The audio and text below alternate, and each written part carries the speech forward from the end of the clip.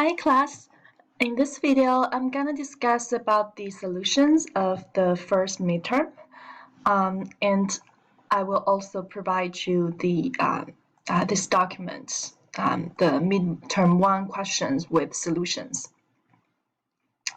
Okay, so we're gonna discuss about the 15 questions and how we can get the right answers for them, and then in the end of the document, you could also see the answer and the solution steps of each questions.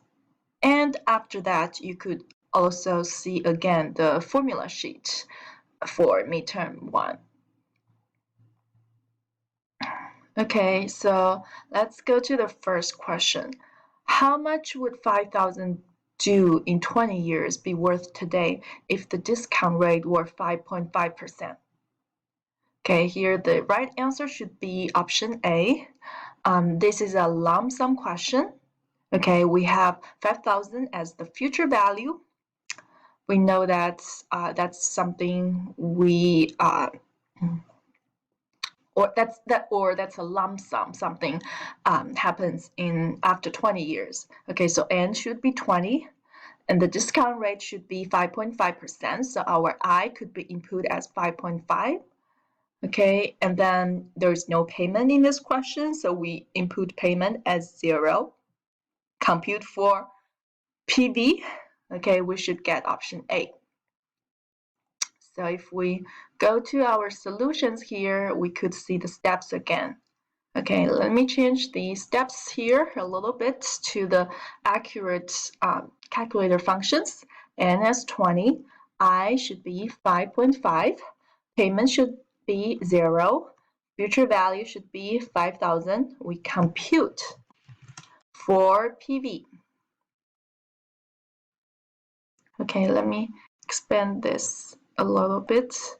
Compute for PV, we should get a negative value. Okay, if you are planning to withdraw 5,000 in the future, today you need to deposit 1,713.64. Okay, these two numbers have to be opposite signs. So if you input future value as negative 5,000, meaning you would like to pay back 5,000 in the future, then the present value you get would be positive numbers, meaning you're borrowing this much today.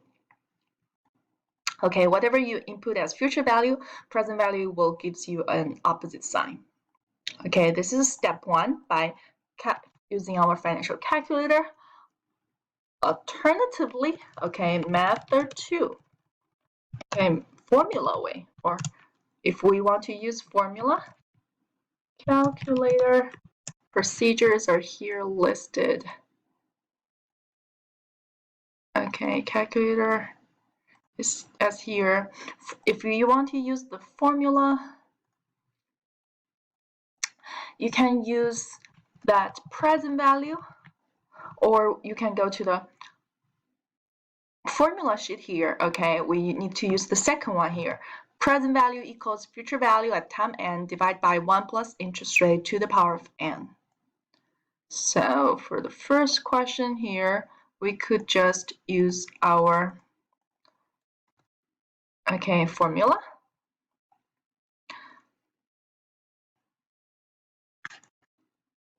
Let me edit it a little bit.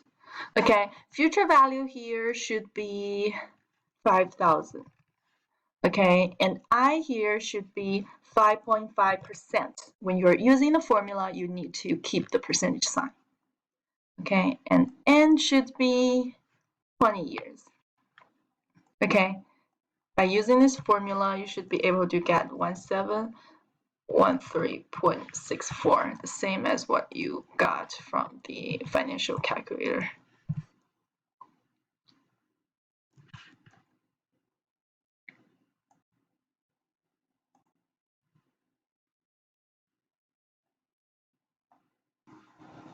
Okay, so here's the 2 ways of solving this question. If you would like to see me to do this question on the financial calculator, I would again input 20 as M, 5.5 as I, 0 as payment, 5,000 as future value, compute for PV. Excuse me, 5,000 as future value, compute for PV. Okay, now we see negative 1713.64. Okay, let's go to question number 2.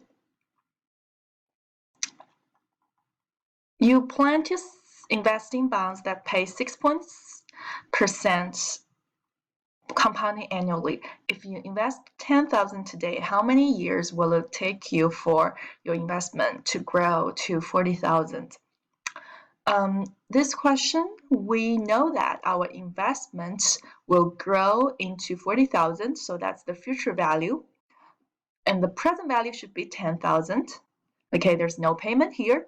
Interest rate is 6% or 6 in the calculator, and we're looking for N.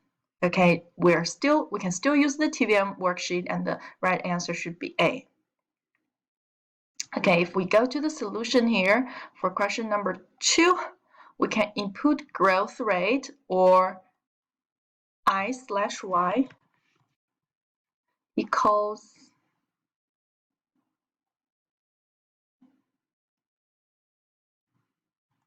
6. And then we can input future value as the 10,000, payment 0. However, present value should be negative 40,000, and we compute for N. Okay. You should get 23.79 years in your financial calculator. Okay, it's very hard to use formula to solve this question, so we just use the calculator. Okay, 6 as I, 10,000 as PV, okay, 0 as payment, 40,000 negative as future value, compute for N. Okay, 33.79. So we choose A. Question 3. You want to quit your job and go back to school for a law degree 4 years from now, and you plan to save $3,400 per year. Beginning immediately, you will make 4 deposits in an account that pays 5.7% interest. Under these assumptions, how much will you have 4 years from today?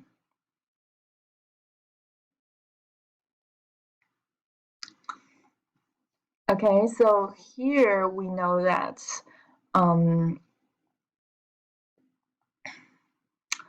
the payments, okay, will be 3,400 per year. Okay, this is the payment, but we know that the payments will begin immediately today. Okay, it will begin at time 0, meaning at the beginning of each year. Okay, and there will be 4 payments in total. The interest rate, the nominal annual interest rate would be 5.7%. Okay, we want to know what is the future value. Okay, there's no present value here. We have payments. Also, these payments begin in the start of each year, so these are gonna be annuity due. Okay, you need to change the financial calculator to begin mode first, and then input all these values and solve for the future value. Let's go to the solutions here. Okay, we need to change to the begin mode. Change to the begin mode by pressing second begin, BGN. Okay, second set, second quit. Okay, let me do it here. I can do second begin, which is the same balance payment, second set, second quit. Okay, now I change to begin mode. And then I need to input N is 4, it's 4 years. I is 5.7. Present value is 0. Payment is 3,400. and then the future value would be a negative number. Okay, if you input payment as negative, your future value will be positive. Okay, an alternative setup is to mark that we are depositing 3,400 at time 0, 1, 2, 3. Then we can use the future value of annuity due formula to solve for the future value. Okay, then using future value of annuity due formula.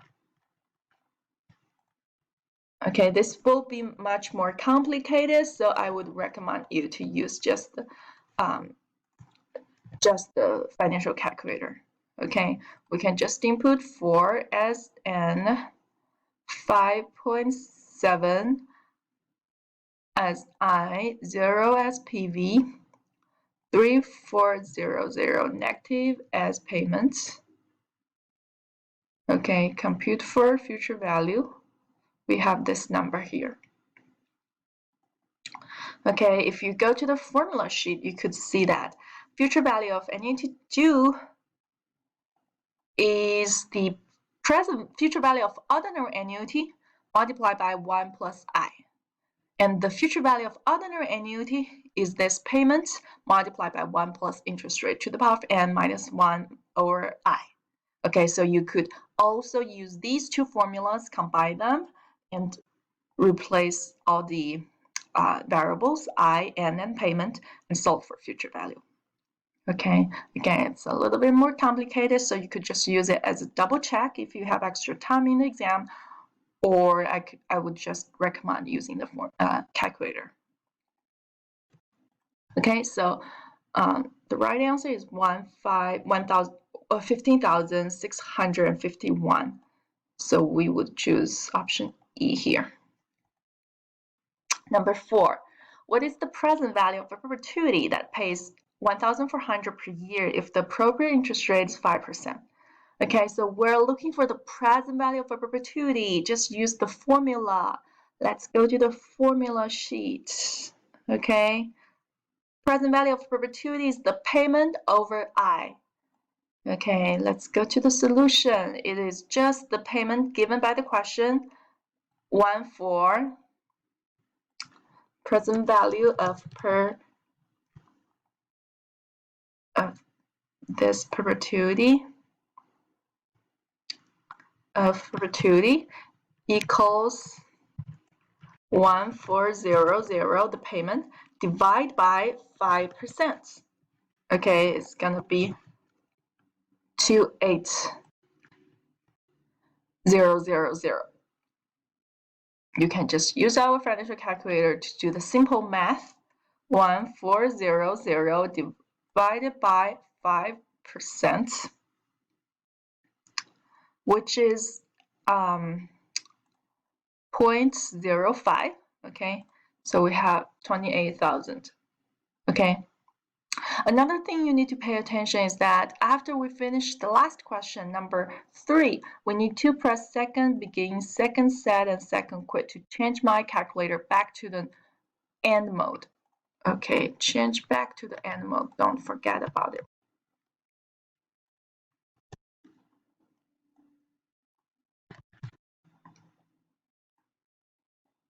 Okay. Question 4. Right answer is C. Question 5. What is the present value of a 4-year ordinary annuity of 2,250 per year at the end of year 4 if the interest rate is 5%? So here we have a 4-year ordinary annuity. We know each payment is 2250. We know it's at the end of each year.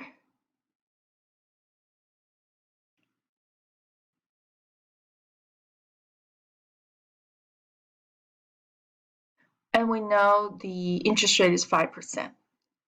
Okay, so let's go to solutions. We can just input that. Let me my color.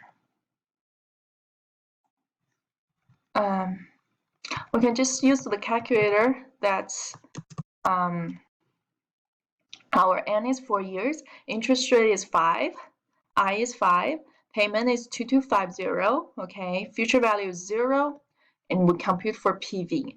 We will get a negative number, and we know the present value is 10,000.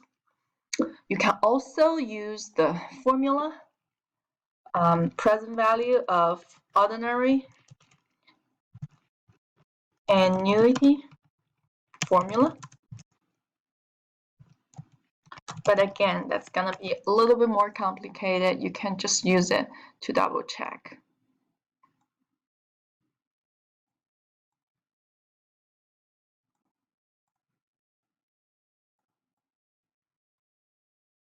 Okay, this is better. Okay, if we go to the formula sheet, we can find present value of ordinary annuity formula here. Okay, and you can just input payment I and N in this formula. All right. That's for question number 5. The right answer should be option B here. Okay. Again, if you forget to change back to N mode after you finish question 3, you would have a different number here for question 5. Okay, so always remember to change back to N mode after you solve for annuity due question, because you don't know when the next question will come up as an ordinary annuity question for the N. So you have to do it at the N mode. Okay, so if I do this question in my calculator, I should input N as 4, 5 as I, PV is what we are solving for, payment is 2250, future value as 0, and compute for payment. Compute for present value, excuse me. So we choose B. Okay, question 6. We have an uneven cash flow here. We're looking for its present value. We know the interest rate. So we just use the cash flow function. Okay, we press cash flow 0 as 0, down button, cash flow 1 as 75, enter, down button, frequency 1 as 1, down button, cash flow 2 as 225, enter, down button, cash flow frequency 2 as 1, enter, down button, cash flow 3 as 0, enter, frequency 3 as 1, down button, cash flow 4 as 300, enter, frequency 4 as 1. Down button, double check, no cash flow 5. Okay, no cash flow 6. So let's go to NPV function, input I as 7.5, enter, down button, compute. Okay, it's gonna be option C, 489. You could also see the detailed steps in our solution here. Okay, we input all the cash flows in the cash flow function and go to NPV. Found with a calculator by using cash flow and NPV function.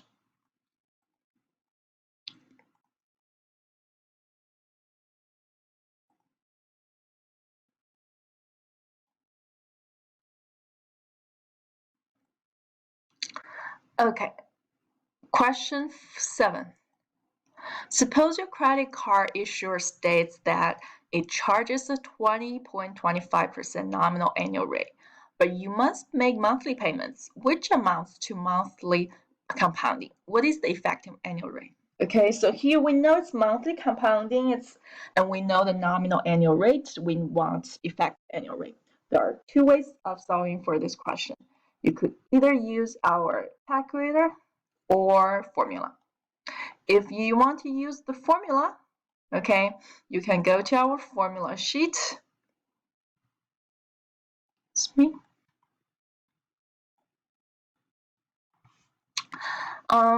The formula would be here. Okay, effective annual rate equals 1 plus nominal divided by m to the power of m minus 1. So m here is compounding periods per year. Here we have monthly compounding, so m should be 12. Nominal rate is given. Okay, so we can input these 2 variables and calculate effective annual rate. Okay, so we can just use 1 plus nominal rate 20.25% divided by 12 to the power of 12 minus 1. We should get 22.24%. Another way of solving for this question is to use alternative way. Use in ICOMV in the calculator. Okay, we can use the interest conversion worksheet here. So we can just use second ICOMV. Okay, so I will press second ICOMV and then input nominal as 20.25. Enter. Okay. Enter NOM as 20.25. And then go to down button. Down button. C/Y should be 12. Okay, 12. Enter. Okay. Enter C/Y as 12. And then compute for effective annual rate. You could press up button or you could press down button several times until you see EFF and compute. Okay, so you see 22.2393, which is 22.24. So for question 7, the right answer is option E. Question 8. Suppose you borrowed 90,000. Okay, let me sure I'm still recording.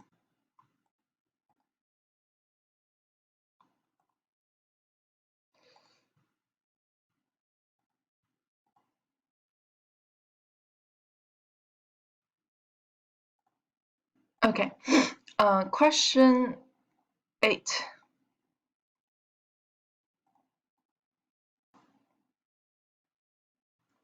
Suppose you borrow 90,000 at a rate of 8.5% and must repay it in 5 equal installments at the end of each of the next 5 years. How much will you still owe at the end of the first year after you have made the first payment? So this question is testing us amortization table. Okay, that's for chapter 5 and 6 class 4. Okay, and we know our loan amount is 90,000. That's going to be the present value you are borrowing today. We know that the nominal interest rate is 8.5% each year. And we know that for each year, we're going to pay the same amount to pay back the loan, and it's going to be 5 years at the end of the 5th year, and then at the end of each year. And it's asking for, at the end of the first year, what is your ending balance in the first year? Okay, how much would you still own at the end of the first year? Is asking for the ending balance at the first year. Okay, remember, after you pay back a certain amount of principal in the first year, your ending balance should be smaller than this 90,000 after the first year. Okay, for question 8, we can either use the a calculator or we can construct the table ourselves.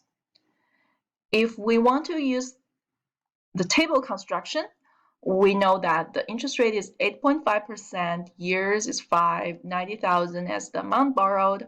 Step 1 would be find the payments in the first year. Okay. The step 1, always use calculator to do this. Step 1 to fund the payment. Okay, so no matter you want to use the table construction or the amortization table function in the calculator, you always have to use the calculator to do the step 1 to choose for to calculate for the payment.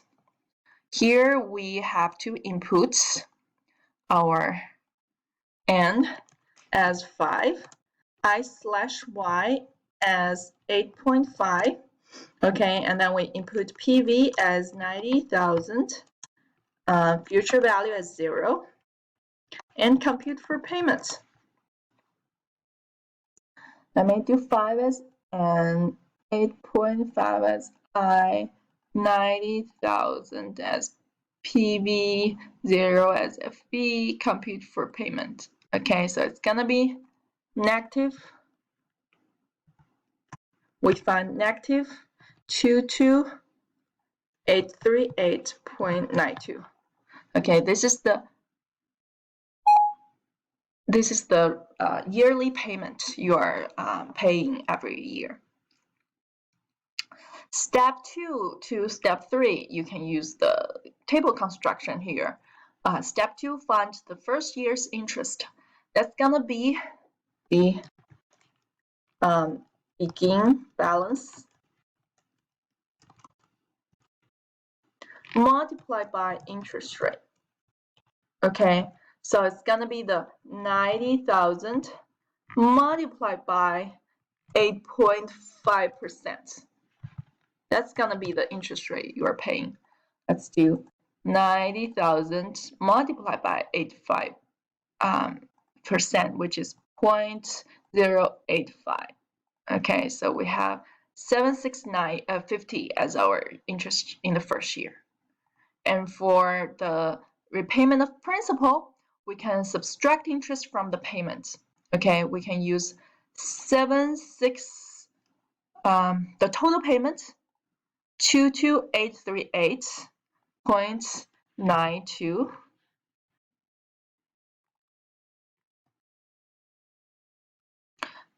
minus 7,650.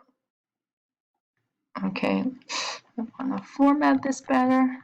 So it's gonna be this amount my 22. This is the total payments for the first year. We want to minus the payments towards interest rate or payments towards interest in the first year. So we have this payment towards principal in the first year. Okay, and then step 4, we want to subtract the repayment of principal from the beginning amount owed. Okay, we know that we borrowed 90,000 in total, but in step 3, we know that in the first year we paid back this much principal, 15188. Okay, so the difference between them would be the ending balance in the first year. Okay, another way, alternative way to get the balance, interest, and PR and principal payments is to use calculator. Okay, we can use, after we calculate for the payment, we can press second amortization. Okay, second amortization. And then we can make P1 equals P2 equals 1 because we want to know the values in the first year. And then we press down button and to see the ending balance, interest, and principal payments in the first year. Okay, so let me make sure P1 is 1, enter, down button, P2 is 1, enter, down button. The ending balance in the first year should be 74811. Okay, that's correct. That's consistent with our table here. Principal payment 15188, same. Interest payment 7650, same. Okay, if the question is asking for the interest payment, principal payment, or any balance in other years, you would change P1, P2 at the same time to that year. Okay, so this is question 8. Our right answer should be option C. Question 9.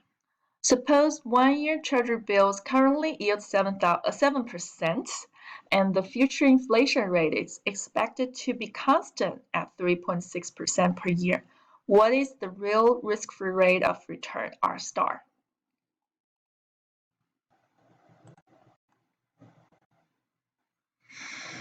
So in this question, we know the current yield and we know the inflation rate of this one-year Treasury bill. We want to know what is the real risk-free rate.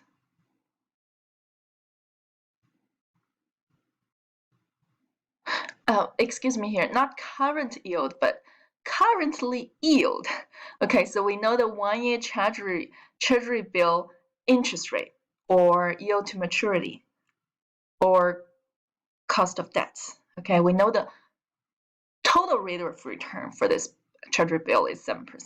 Okay, and we know that this is a short-term Treasury bill. So we know the total return R should be equal to the inflation premium IP plus the real risk-free rate R star. Okay, so R star would be just 7% minus 3.6%. So that's gonna be option D here. Okay, if you look at the solutions here, you will see that the difference of the R, one-year Treasury bill rate, is R. Okay, inflation. Here, inflation premium equals the inflation rate. Remember, inflation premium is the average of all the inflation rates over the certain period. Now we just have 1 year, so the average inflation rate of the first year is just the inflation rate in the first year. That's gonna be our IP. So the difference between the two would be our real risk-free rate. Okay, difference would be R minus inflation premium. And that's gonna be our risk-free rate R star. Okay, that's gonna be 3.4%.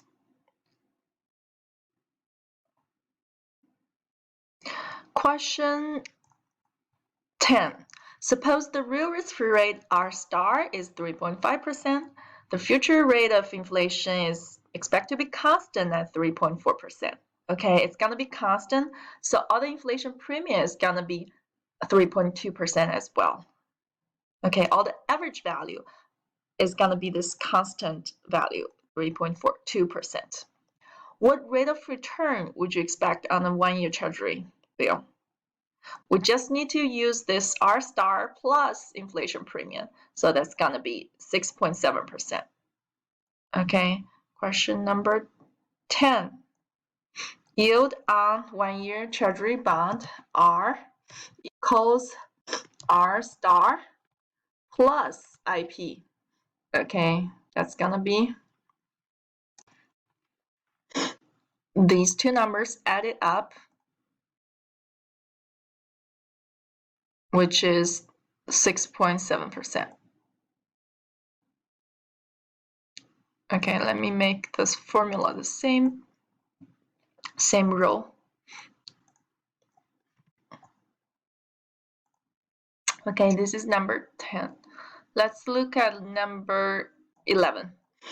We know real risk-free rate is 4.2%. Average expected future inflation rate is 4.7%. And a maturity risk premium is 0.1% per year to maturity applies.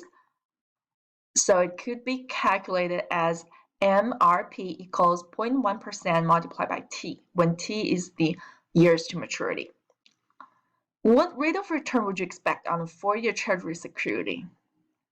Okay, so we know it's a 4-year Treasury security. It's Treasury bill, so we don't have DRP or LP still, but now it's not short-term anymore, so we have MRP. Okay, so we need to use R star plus IP and then plus MRP. There are 3 items here instead of 2. Okay, so we know R star as 4.2%. We know the inflation rate or inflation premium, 4.7%. MRP would be 0.1% multiplied by 4. So it's 0.4%, okay? Because we know for each year per year, MRP is 0.1%. So for a 4-year Treasury bill, it's going to be 0.4%. So our R, the yield on this 4-year Treasury bond, would be R star plus IP plus MRP4. So we add up these three numbers. So we have 9.3%. Okay, if you look at the formula sheet, we have this comprehensive formula here, but in the question of the 4-year Treasury bill, we only used R equals R star plus IP plus MRP because we don't have DRP or LP for the Treasury bill. And in the last two questions, we don't have any of these three premiums here. We don't have DRP or LP because it's Treasury bill, and in the last two questions, it was a 1-year Treasury bill, so we didn't have MRP. We only had R equals R star plus IP. Okay, we only have the comprehensive formula, but I trust all of you or most of you know how to make changes to this formula now for short-term or long-term Treasury bonds or for short-term or long-term corporate bonds. Okay, so let's go to question 12. Now we go to corporate bonds. We have 5-year corporate bond, and we know its yield or its rate of return is 6.9%. R star is 2.5%. Default risk premium is 1.9%. Liquidity premium is 1.3%. MRP is 0.4%. We're looking for IP. So this time we know the formula we use is the comprehensive formula because this is a long-term corporate bond. So we should use R. Let me go to the solution here. We know that R equals R star plus IP plus MRP plus DRP plus LP. Okay, and here we're given, we know the R, we know R star, we know MRP, DRP, and LP from the questions. We know all these 5 variables. So IP, what the question is asking for is just R minus R star, MRP, DRP, and LP. Okay, we plug numbers in, we should get 0.8%. So for question 12, we choose option E. Okay, question 13. This is the same question as what we had in the sample test. So you should really reflect on it if you got this question wrong. Okay, assume that interest rates on the 20-year Treasury and corporate bonds with different ratings, all of which are non-callable, are as follows. We know Treasury bill has the lowest rates, and then for corporate bonds with a rating of A, we have a rate of return as 9.64%. For corporate bonds with best rating, AAA, we have second lowest rate, and for the corporate bonds with the worst rating, we have the highest rate. And the difference among these rates are caused by default risk and liquidity differences. Okay, the corporate bonds are of higher return compared to Treasury bond because they're riskier. Treasury bond does not have DRP or LP. It doesn't have default risk or liquidity risk, but the other bonds have. And among the corporate bonds, the ones with worse ratings would have a higher default risk and liquidity risk, so they have the higher return. Question 14. We have a non-callable bonds that mature in 15 years with a par value of 1,000, annual coupon rate of 5.7%, current market interest rate is 6.9%. At what rate or what price should the bond sell? Okay, so here we are looking for bond price. We know N as 15, it's annual bond. We know future value as par value, that's what we're getting after 15 years. And we know the coupon rate, so we can calculate the coupon payments by using the annual coupon rate, 5.7%, multiplied by 1,000. So we know for each year we're receiving 57. Okay, and we know I as 6.9. Okay, question 14, we can just input these numbers. Coupon rate is 5.7%, so payment is just 5.7 multiplied by 1,000 par value. So we can just input 57 as payment. N as 15, I as 6.9, future value is 1,000. The present value is gonna be negative 890. That's the bond price we're paying today in order to get the future coupon payments of 57 for 15 years and also get 1,000 par value at the end of the 15th year. Okay, so we choose option E. Question 15, the last question. We have a bond selling for 1420, current bond price, something you're paying today. Par value 1,000, something you're getting after the bond matures. 65 annual coupon, 15-year maturity. They can be called in 5 years at 1100. What is yield to maturity? Okay, we're not talking about yield to call here, so we just want yield to maturity. We can just input our N as 15, present value as the bond price, but it's gonna be a negative number because that's something you're paying today. Payment as the annual coupon payment 65, that's something you're getting for 15 years. Future value, par value 1,000, that's something you're getting after 15 years. And compute for I/Y. Compute for the yield to maturity. You will get the annual yield to maturity as 2.99 and you add back the percentage sign. So our yield to maturity would be 2.99. Okay, so for question 15, option D is the correct answer. Okay, so that's all of the solutions steps for all of our 15 questions. If you have any other questions, feel free to contact me.